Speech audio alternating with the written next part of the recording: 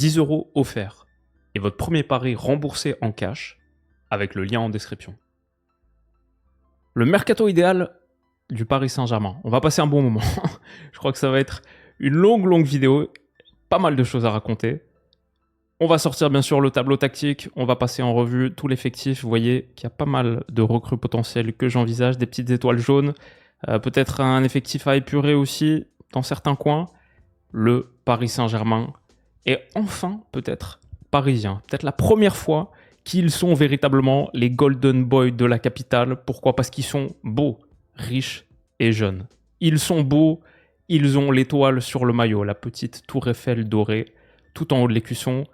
Ils ont ça, enfin, les lettres d'argent sur le trophée. Ils ont les lunettes de soleil. Ils ont le regard confiant, serein du vainqueur. Paris est beau. Paris n'est pas que beau. Paris est riche aussi. 148 millions d'euros générés avec cette campagne victorieuse en Champions.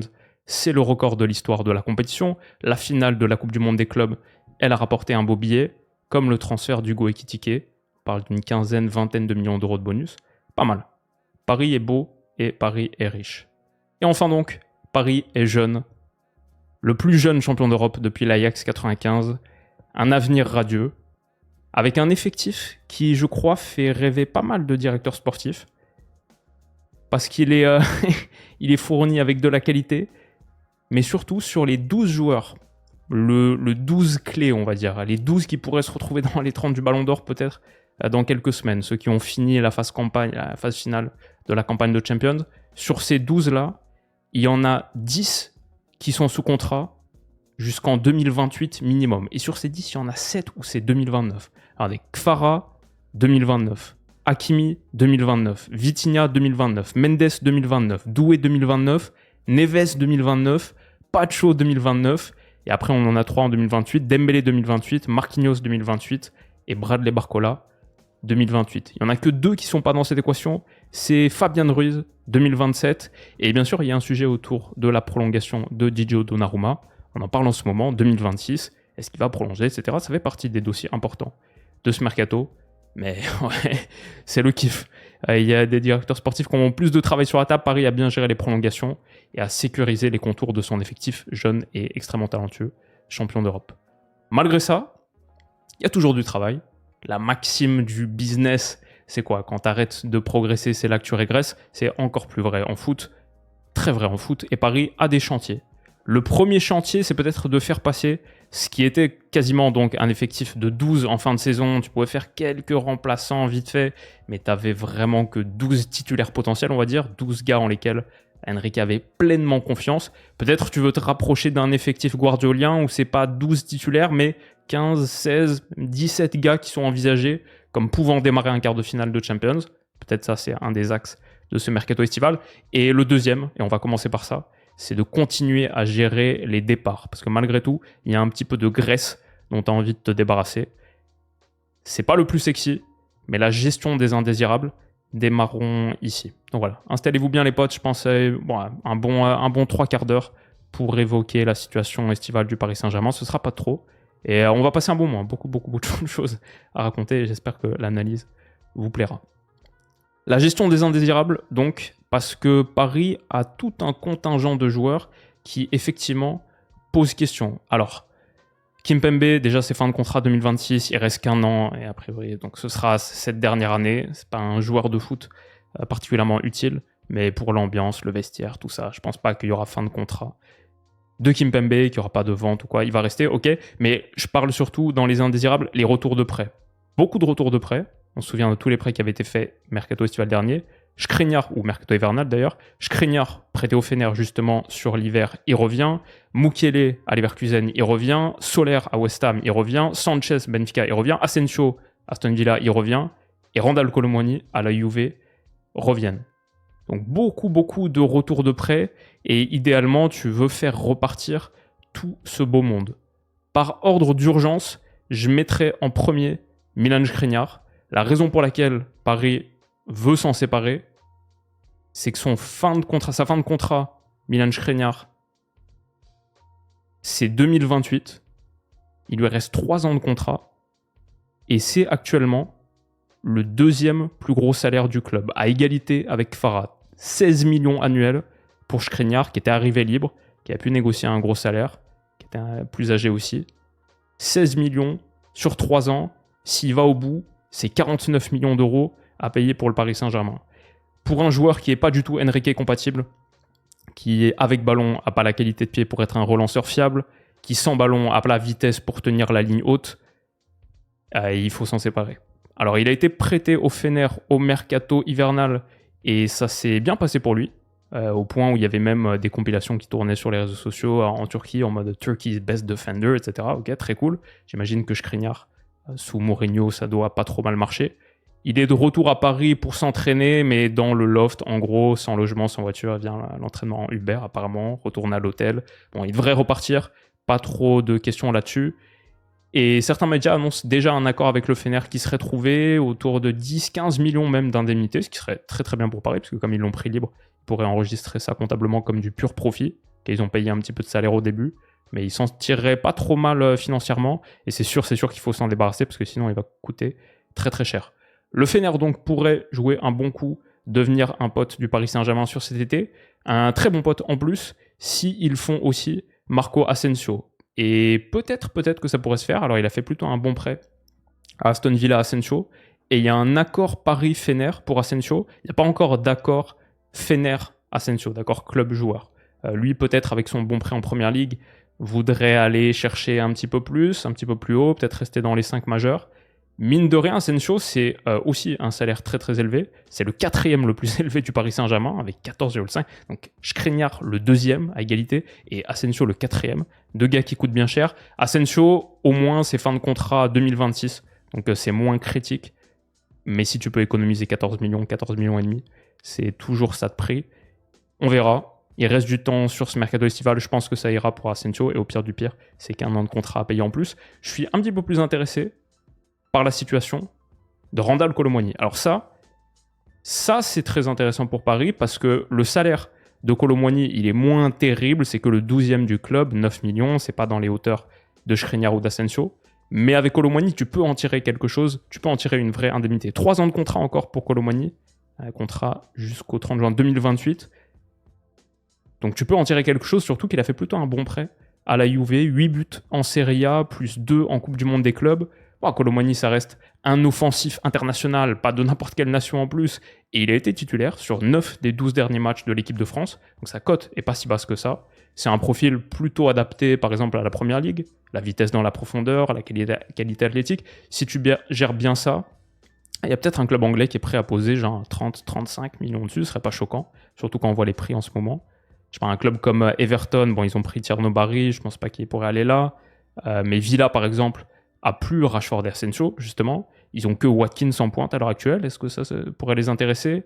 Brentford, qui a perdu Mbeumo, peut-être Vissa. Est-ce qu'ils pourraient prendre Kolo Muani? La Juve veut, mais ils veulent qu'un prêt, je crois, sans obligation d'achat. Ça intéresse moins le Paris Saint-Germain, qui veut en tirer là une indemnité. Il y a encore 3 ans de contrat pour Kolo Muani, donc tu peux tirer un bon chèque, je pense. À la fin, la bonne chose pour Paris, dans le sens des départs, c'est qu'avec la Coupe du Monde en fin de saison, tout le monde veut et doit jouer. En tout cas, ceux qui sont concernés par le fait d'être appelé en sélection, ce qui n'est pas le cas d'Asensio, je pense, qui n'a pas joué un match avec l'Espagne depuis 2023. Mais par contre, Skriniar, par exemple, avec la Slovaquie, c'est une Coupe du Monde à 48. La Slovaquie peut se qualifier pour la Coupe du Monde. Ils sont dans le groupe de l'Allemagne, mais ils peuvent faire les playoffs en finissant à 2e. Je crois l'autre équipe, c'est Irlande du Nord. Et ensuite, une équipe même en dessous, en 4e. Peut-être Saint-Marin ou un truc comme ça. Donc bon, ils seront dans la conversation. Bref, Skriniar veut jouer, Kolo Muani veut jouer. Le fait qu'eux veulent jouer, je pense que c'est pas mal pour Paris, pour les faire partir. Les autres gars à faire partir, Nordi Mukiele qui revient d'un prêt moyen à Leverkusen, moins de 900 minutes jouées, il y a pas mal de blessures. Il n'a pas le profil pour remplacer Hakimi. Fin de contrat 2027 pour Mukiele, une vente serait idéale, là, à 2 ans de la fin de contrat.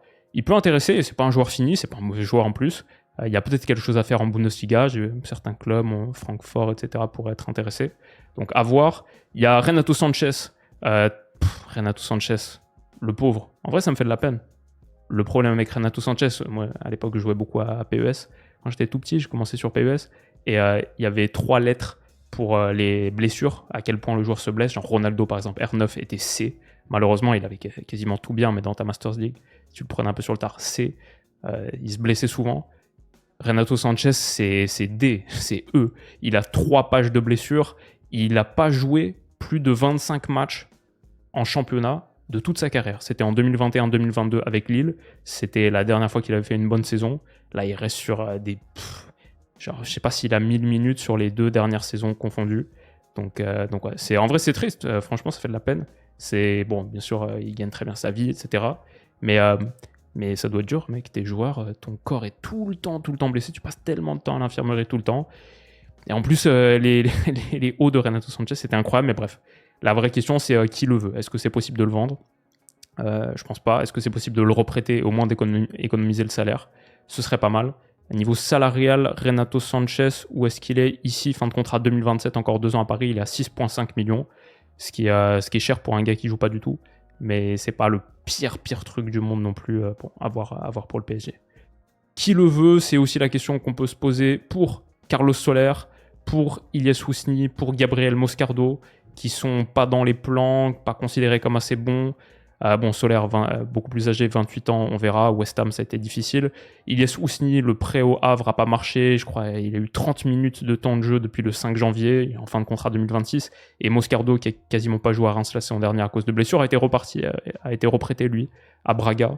Mais voilà, donc tout ça, a priori, il reste plus personne à la fin. Et Kolo Muani, tu réussis à en tirer un bon billet, c'est top. Et t'épargnes les salaires d'Asensio, de Skriniar. Tu fais un bon pas supplémentaire dans le sens de la bonne gestion financière. Ça, c'est les indésirables, les départs. Ensuite, le cas par cas. Prolonger, retaper, élever ou vendre. Quelques joueurs qui sont un petit peu dans ce flou-là, ou en tout cas, on va essayer de choisir. Le premier, Donnarumma. Ça, c'est critique. Ça, c'est un vrai dossier. Fin de contrat 2026. Gigio, il va gagner le trophée Yashin pour la 2e fois de sa carrière dans quelques semaines. Il a été critique dans la quête de la première étoile du Paris Saint-Germain. C'est du coup devenu le gardien le plus important de l'histoire du PSG. On pense qu'on veut. Il gagne la première Champions. Gardien le plus important de l'histoire du club. Et il a que 26 ans. Il a que 26 ans, donc il a encore l'avenir devant lui. Je pense que la prolongation pour Donnarumma, elle va arriver. Je pense que le camp Donnarumma se voit en vraie position de force, là, avec la campagne. Et il essaie de négocier le grand contrat de sa carrière, donc je comprends que ce soit en train de tarder un petit peu. Il peut devenir top 3 des salaires du club, peut-être. Pour l'instant, Donnarumma, il est... Où est-ce qu'il est? Fin de contrat 2026, donc il est ici, il est à 12,7 annuel. Ça en fait le 8e salaire du club, c'est ça? Peut-être il va aller chercher les 15, 16, se rapprocher du top 3, prendre la place de Skriniar. En même temps, Paris traîne aussi un petit peu parce qu'il y a des bonnes options sur le marché des gardiens de but. Honnêtement, il y a beaucoup de très bons gardiens qui poussent, des jeunes gardiens.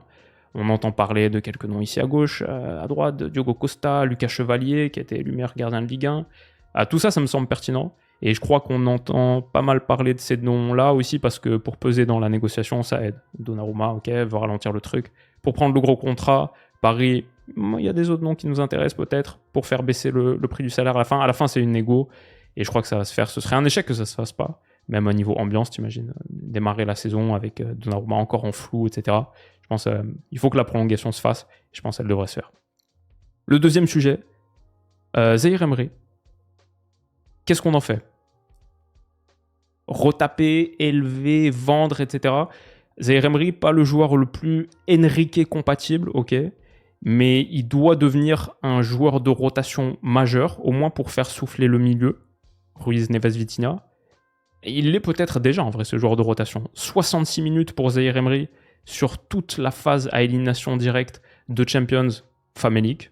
Pas considéré comme un joueur majeur, pas considéré comme un des 12, mais titulaire sur 9 des 10 derniers matchs de Ligue 1. En jouant à 4 postes différents. Zahir Emery, il a fait milieu central, milieu défensif, latéral droit. Il a même fait un match défenseur central, un bout de match défenseur central, je crois, en début de saison. Peut-être que c'est ça, finalement, le rôle de Warren Zahir Emery sous Enrique, dépanné. C'est un peu dommage, vu la trajectoire qu'on entreapercevait il y a quelques temps, mais c'est quand même un rôle utile. Est-ce qu'il peut, pour moi, la question c'est retaper, élever, est-ce qu'il peut étoffer sa palette pour devenir un des 12, un des joueurs de Champions, un des gars que tu as envie de faire jouer en quart de finale de Champions? Pourquoi pas? Il y a suspension de Neves et tu te poses même pas la question. Emery au milieu de terrain, c'est ce qu'on veut. Ça, c'est le défi de Zaïre Emery cette saison. Élever son niveau pour être considéré comme un des vrais titulaires, pas juste un gars qui fait souffler les titulaires. Je dirais exactement la même chose pour Kang In-lee.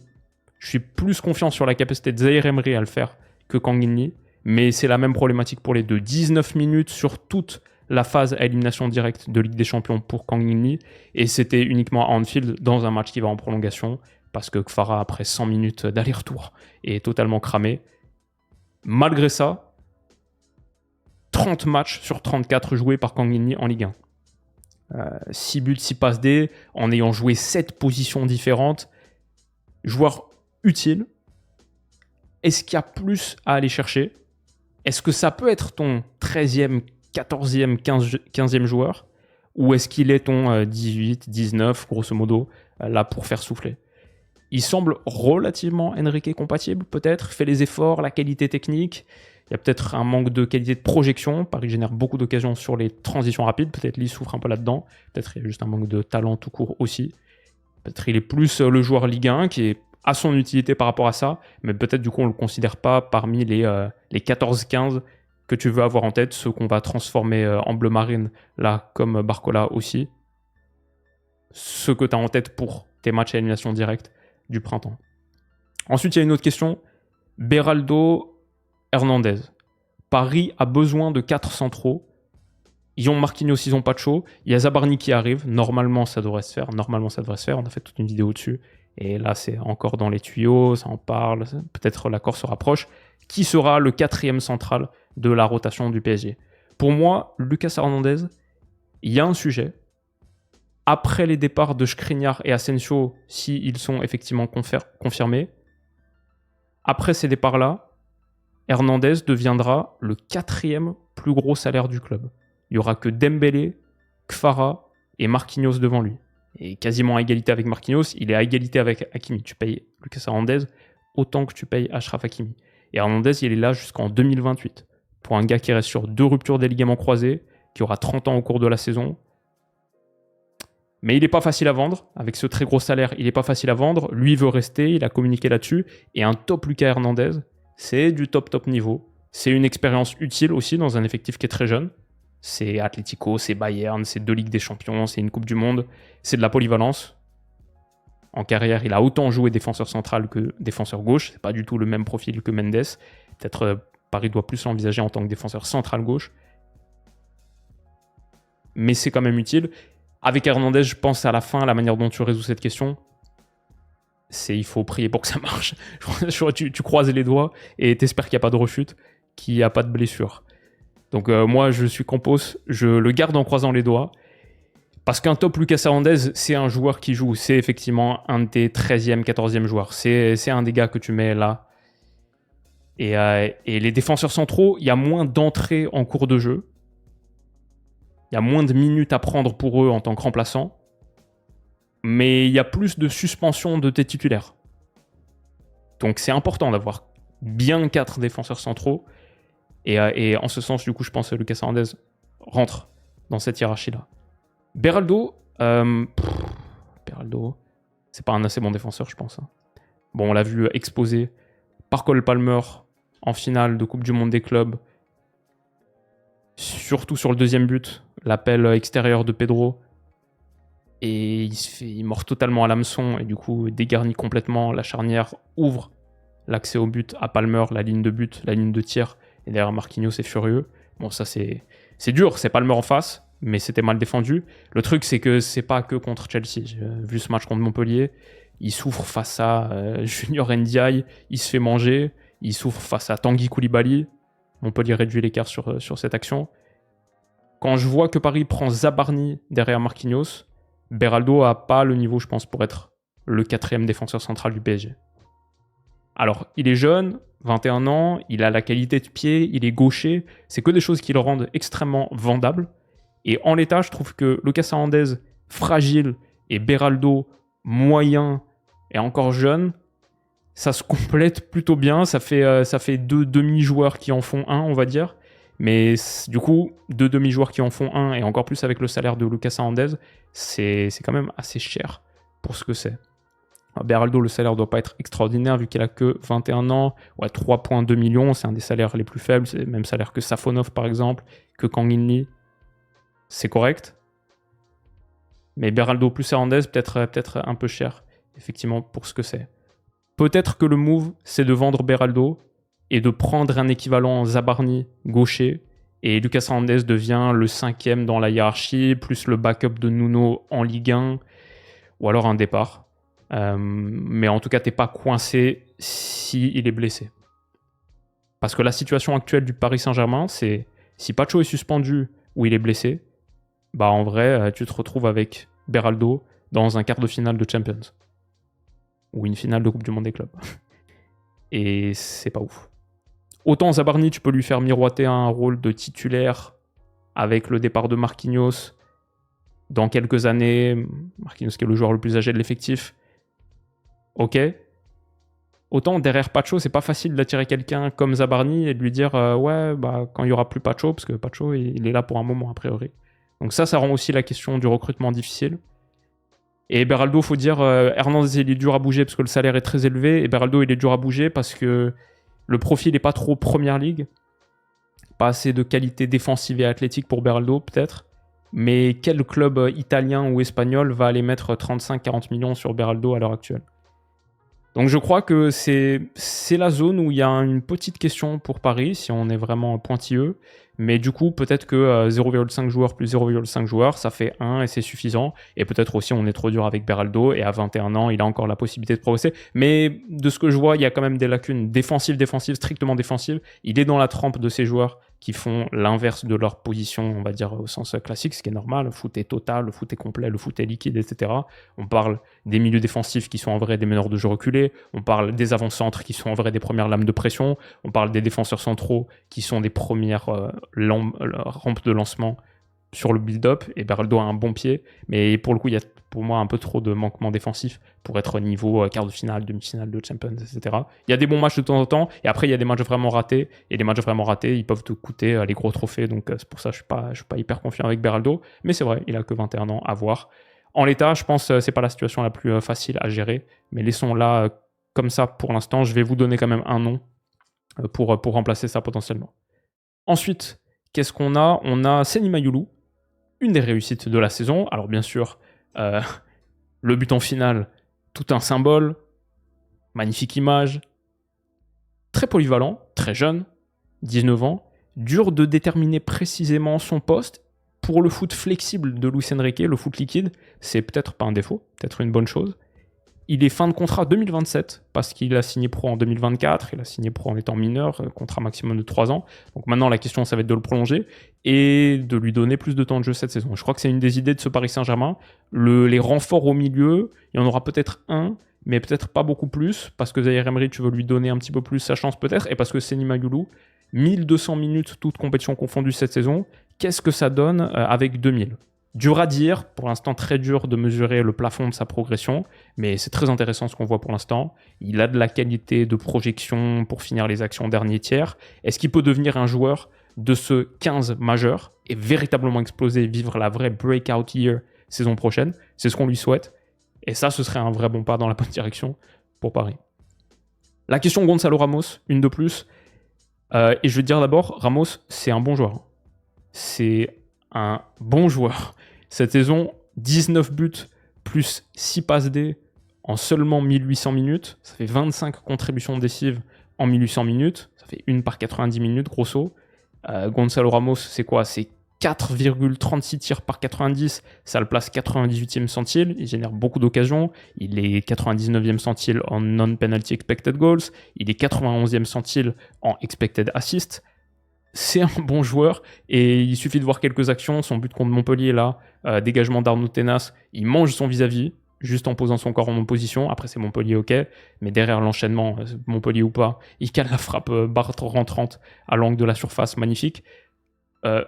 Gonzalo Ramos, c'est un bon joueur. Son problème, on sait, c'est simplement qu'il n'est pas Enrique compatible.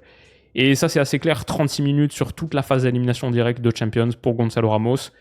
Là, pour moi, c'est pas assez. Là, pour moi, ton 9 remplaçant, ton offensif axial, dans un foot aussi fluide que celui d'Enrique, tu dois pouvoir lui faire confiance. Il doit pouvoir remplacer Ousmane Dembélé sur les gros matchs. Et là, il y a du coup un manquement de qualité, pas absolu, mais par rapport au projet de jeu de Luis Enrique.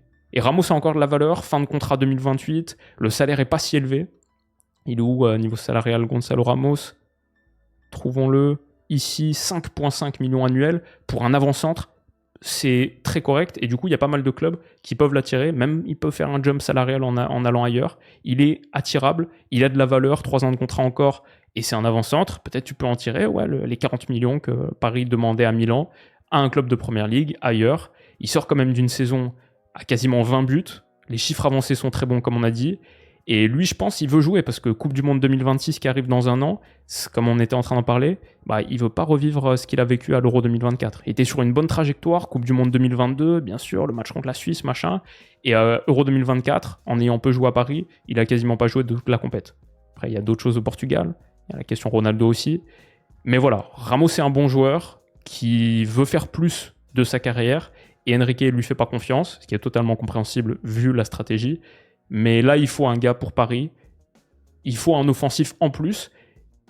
Doué en avant-centre, très fluide, c'est OK. Genre les offensives, quand Dembélé était blessé, par exemple, match retour contre Arsenal, demi-finale de Champions, il le démarre, je pense, avec Kfara, Doué, Barcola. De toute manière, on s'en fout en fait du système tactique qui est affiché sur l'écran avant le début du match. Ça bouge, il y a tellement de rotation, tout le monde permute. Donc ça me va. Mais simplement sur les offensifs, il n'y a vraiment que 4 joueurs pour 3 positions. Ça, c'est clair. Quand tu considères pas Ramos comme étant un titulaire potentiel sur tes gros matchs, il n'y a que 4 joueurs pour 3 positions. Il en faut un autre. Comme ça peut pas être Ramos, pour moi, il faut le vendre.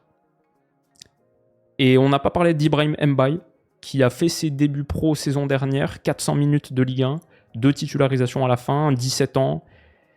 Bon, je ne l'ai pas assez vu pour véritablement dire quelque chose que j'ai vu qui m'a plu.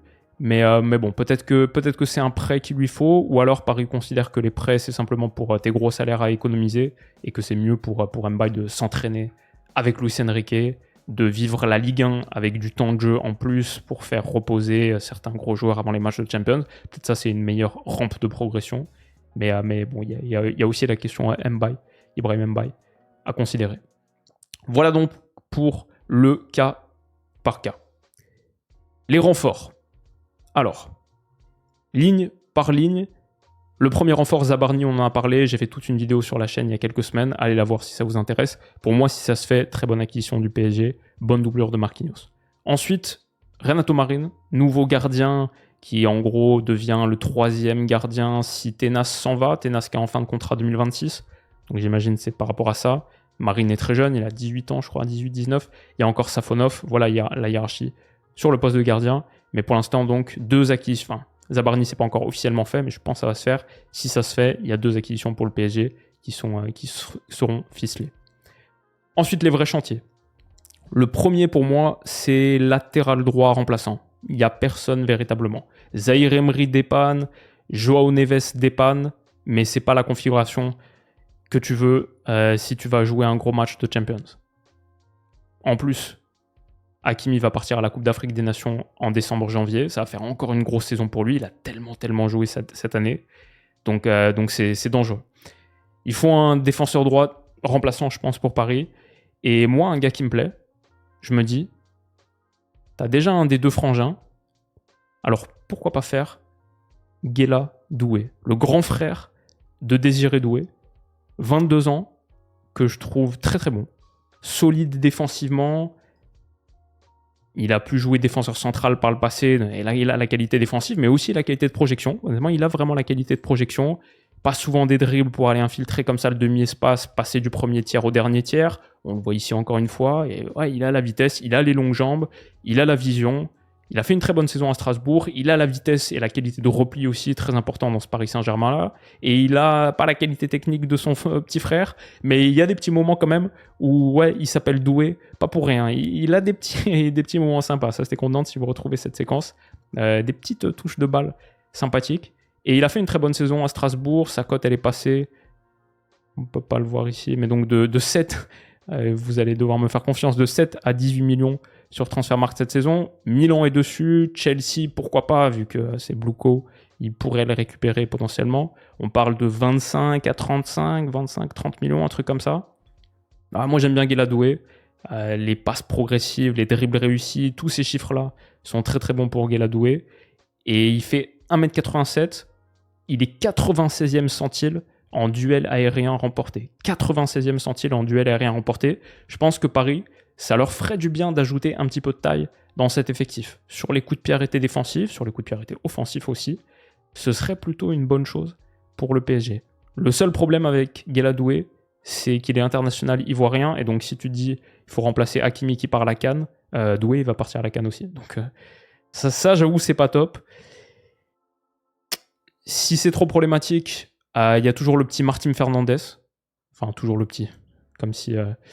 Mais qui a fait une très bonne saison à Porto, qui est un des gros talents au poste de latéral droit. Je pense qu'on en avait parlé quand on avait fait la vidéo CIUS, des petites pépites à suivre. 19 ans, Martim Fernandez. Énorme saison. Je crois qu'un Portugais de plus au Paris Saint-Germain, ça fait pas peur à Campos. Donc doit être Doué ou Martim Fernandez pour faire souffler un petit peu Hakimi. Ce serait des bons backups, je pense. Aussi dur de trouver un latéral droit élite qui a déjà tout prouvé en Champions, alors que tu lui fais miroiter le poste de grosso modo remplaçant du meilleur latéral droit de la planète. Ça va pas être facile. Mais ouais, je dirais que moi, c'est des pistes qui m'intéressent bien. Ensuite, au milieu de terrain, ça a été un petit peu la même chose que devant, peut-être encore pire. Là, il y avait vraiment que 3 joueurs. Ruiz, Vitinha, João Neves. Heureusement que ça a tenu toute la saison, sur toute la fin de saison.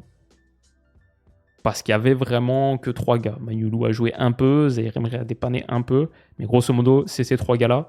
Passer de 3 titulaires à 5 potentiels, ce serait pas du luxe pour le PSG. Peut-être ça va se faire avec la progression de Seny Mayulu, mais je pense qu'ils ont besoin d'un gars en plus. Idéalement, je me dirais peut-être quelqu'un pour le Vitinha rôle.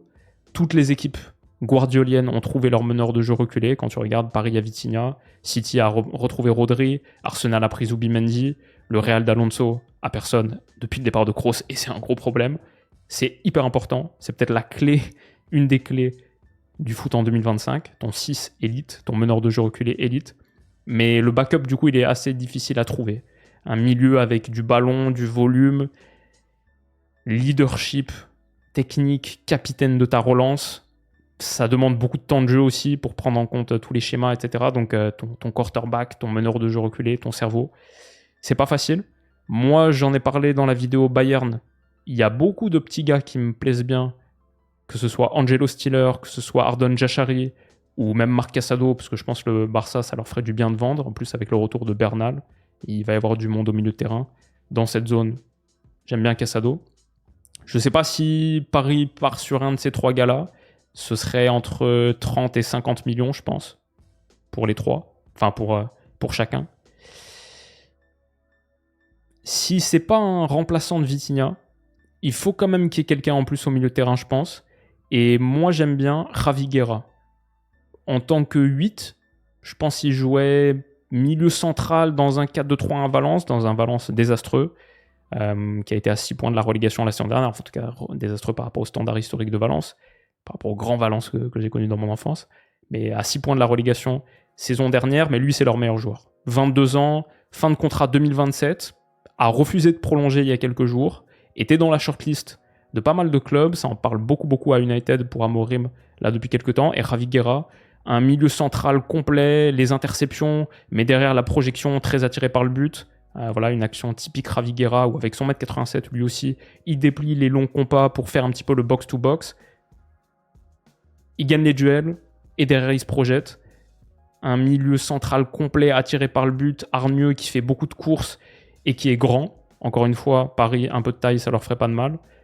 Luis Enrique a métamorphosé Fabian Ruiz. Je pense qu'il ferait de bonnes choses avec son compatriote Javi Guerra aussi.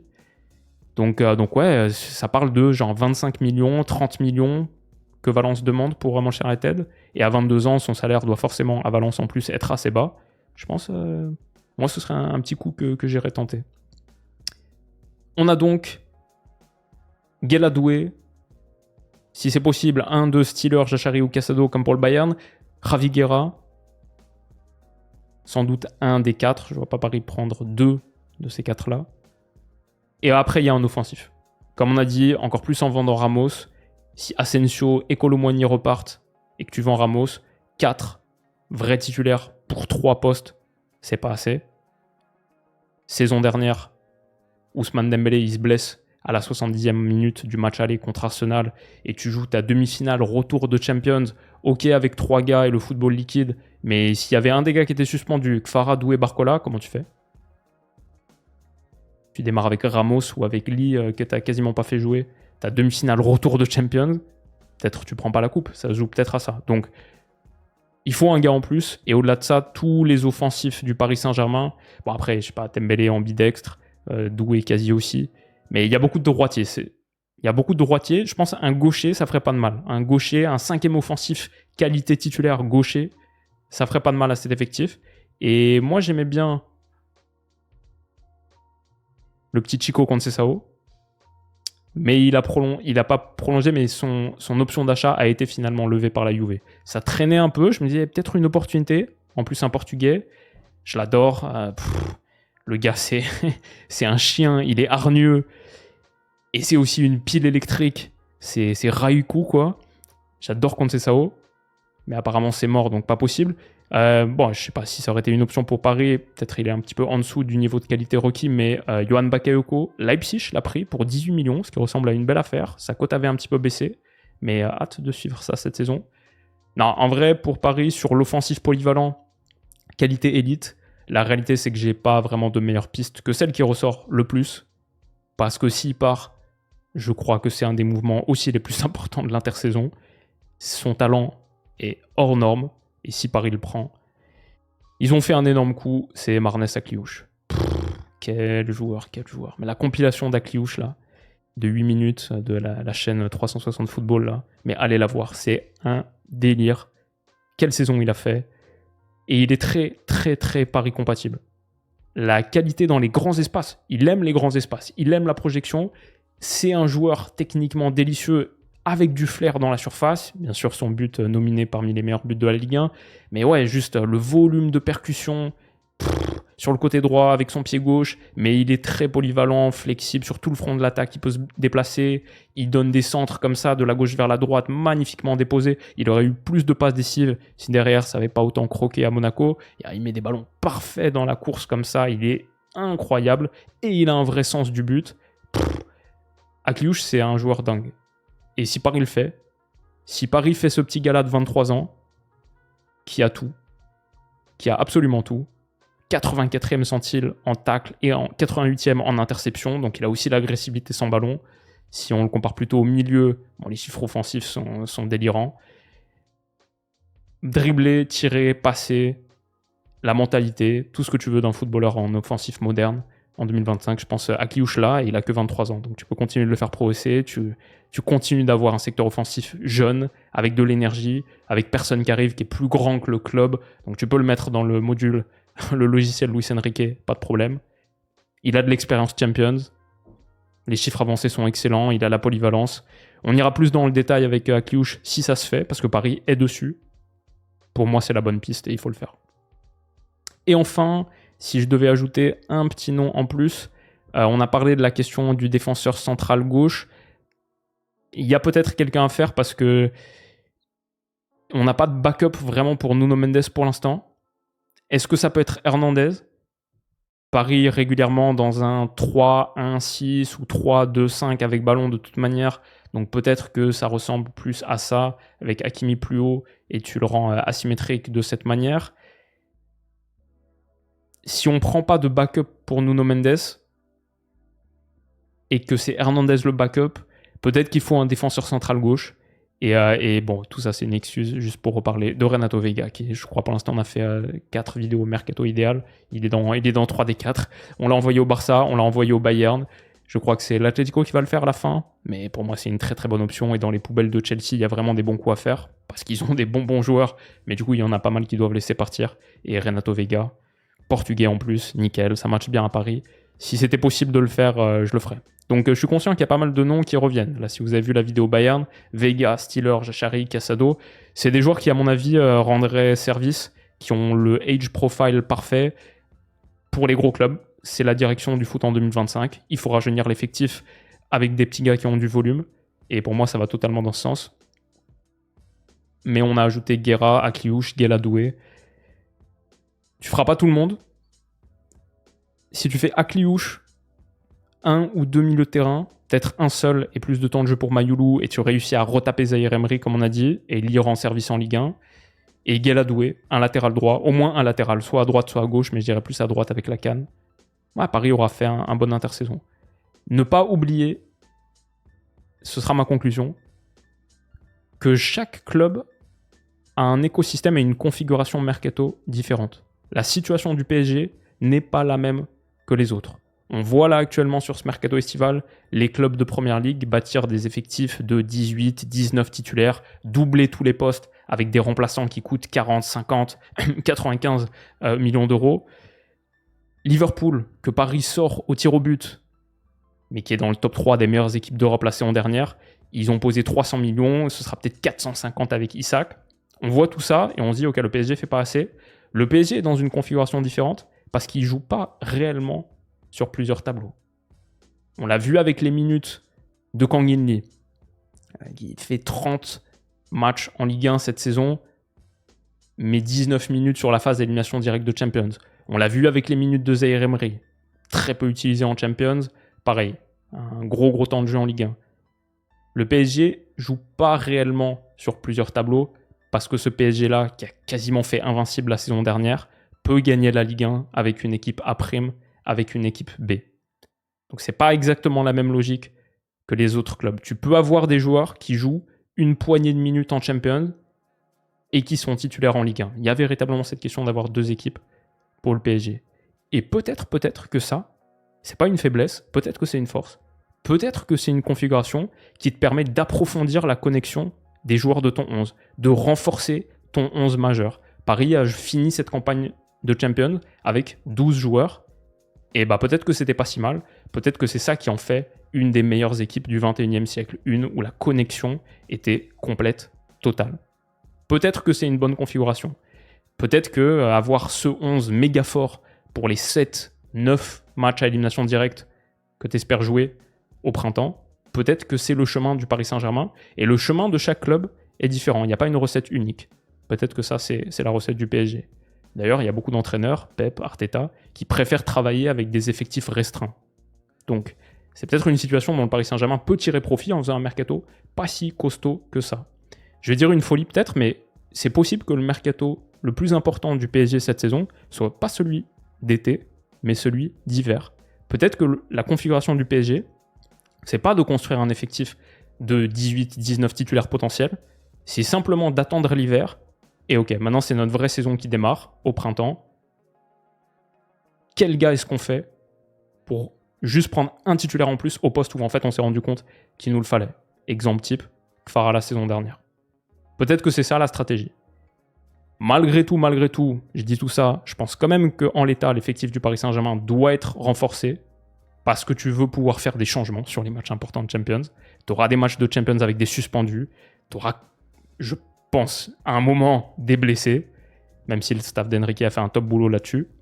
Mais voilà, chaque équipe a un contexte, une configuration différente, un écosystème différent et un chemin différent. Pas tout le monde doit faire le même mercato dans l'idée. Et je ne serais pas surpris de voir le Paris Saint-Germain bouger moins que ce qu'on attend et moins que ce que j'ai mis ici, où j'ai réfléchi, on va dire, à une configuration de mercato classique, un peu standardisée, le même pour tout le monde. La dernière chose, je ne serais pas surpris de voir Paris faire un mercato moins important que ce que certains voudraient, parce que ce qu'on est en train de voir avec Liverpool cet été, ce qu'on a appelé dans la dernière vidéo la patience puis l'effroi, c'est peut-être ça aussi la stratégie des années 2020. Un mercato entier où tu bouges très peu et tu doubles tes cartouches pour l'été d'après.